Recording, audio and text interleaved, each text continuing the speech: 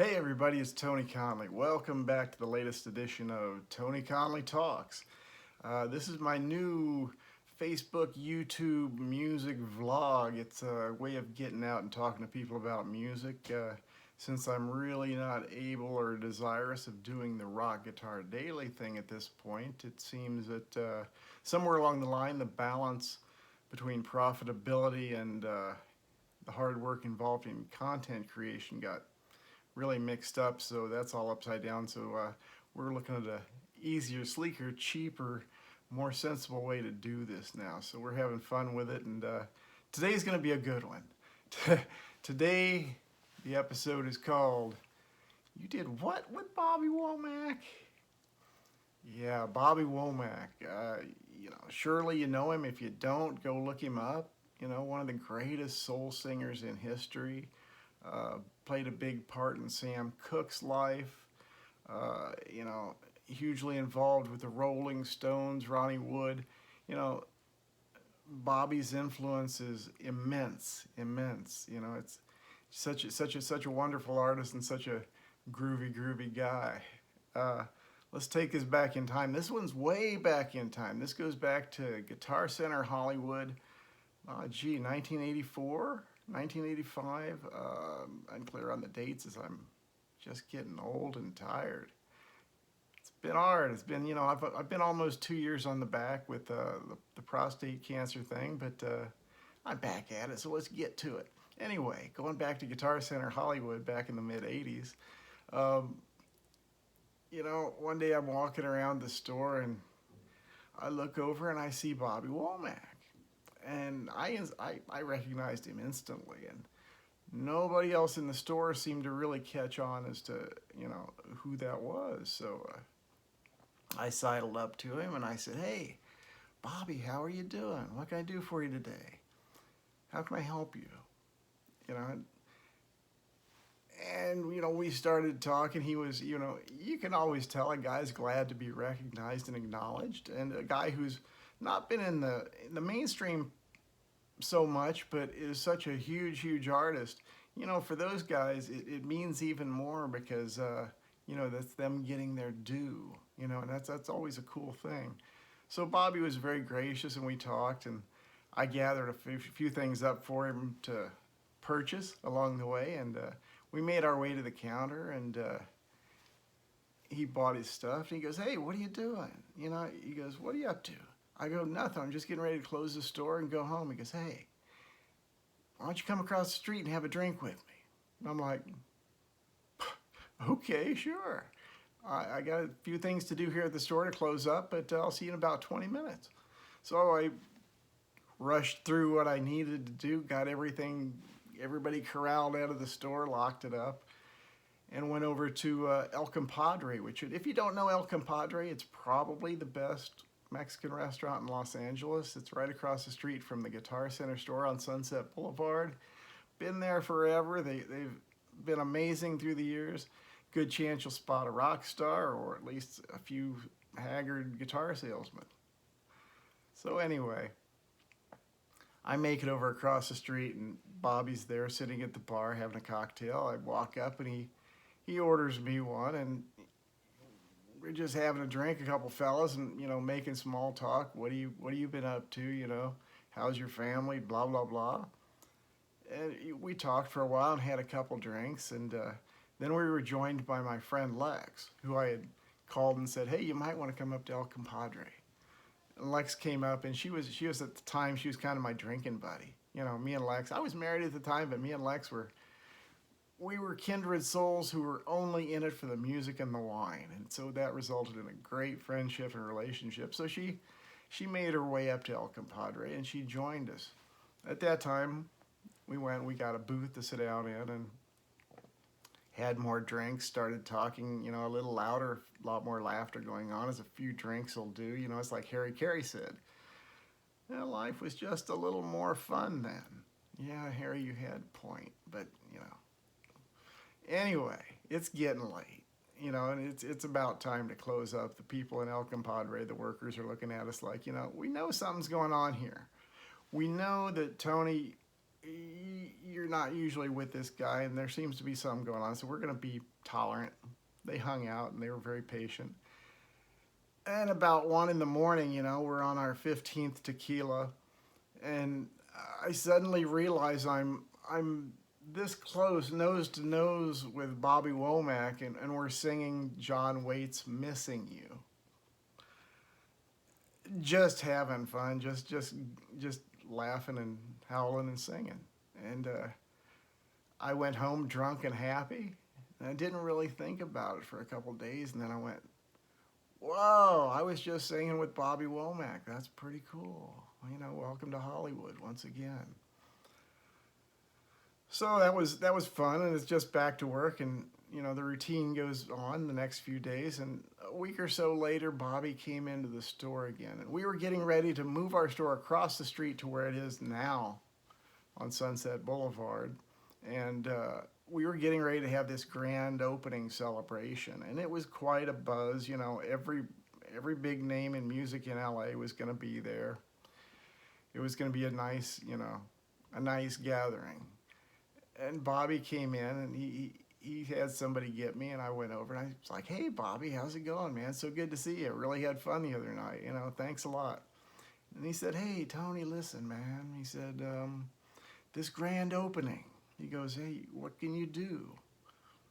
I knew what he meant because it was invitation only. It was kind of a not public grand opening thing we were having.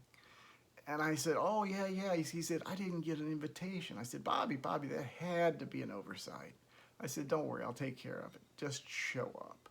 If there's any problem, tell him to come get Tony and I'll fix it."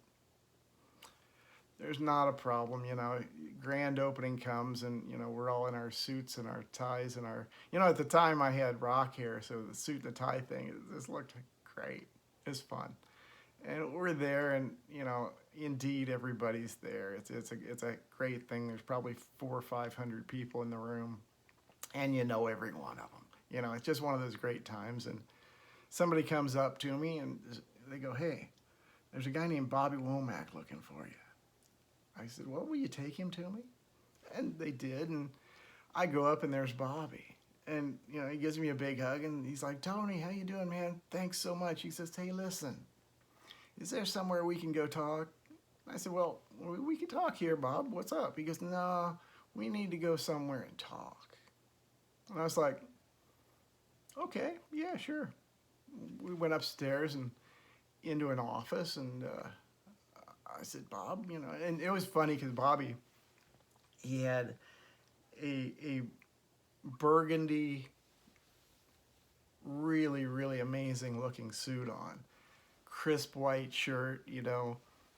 Bobby always had the killer specs. And we go up in this office, and Bobby goes, hey, thanks, man." He reaches into the coat pocket and pulls out, and this is the 80s. I don't condone this, kids. This is, not good. But he pulls out a bag of cocaine that's about this big. It's a freezer bag full of cocaine.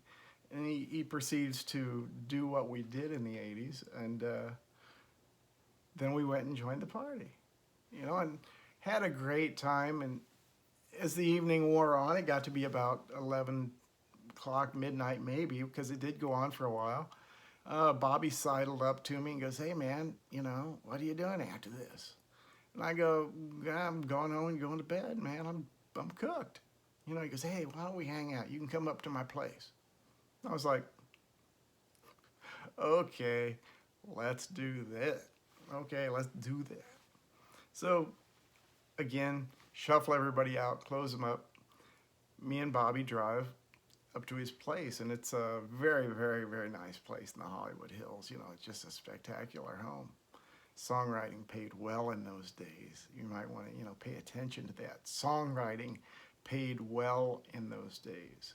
Bobby bought his house with "It's All Over Now," the Stones hit. Yeah, he probably bought a few houses off that one. Times were good.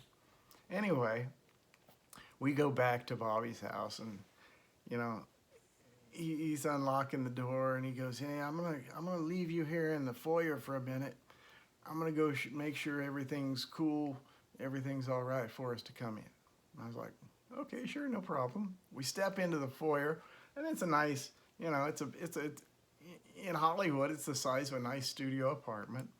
It's a really nice house. And he has a couple Davenports sitting around the room. Not quite a couch, not, not a bench. They used to call them Davenports, I think. And it's like, okay. So I stand there and he clicks on the light just as he walks out of the room.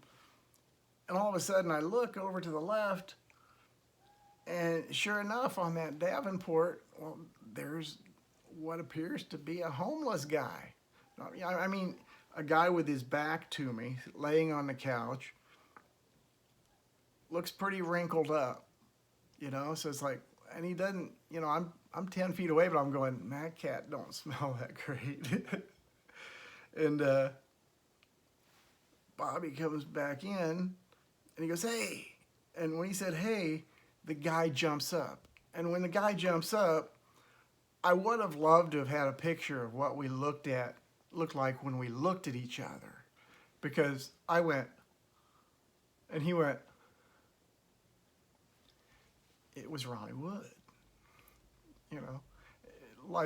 This happens all the time. I'm at Bobby Womack's house, midnight, and, Ronnie Wood's asleep in the foyer. So Bobby looks at me, he smiles, he goes, ha, ha, ha.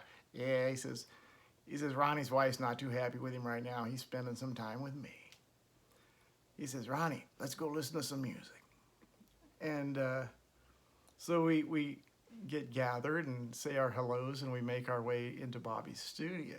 He had a nice studio in his house.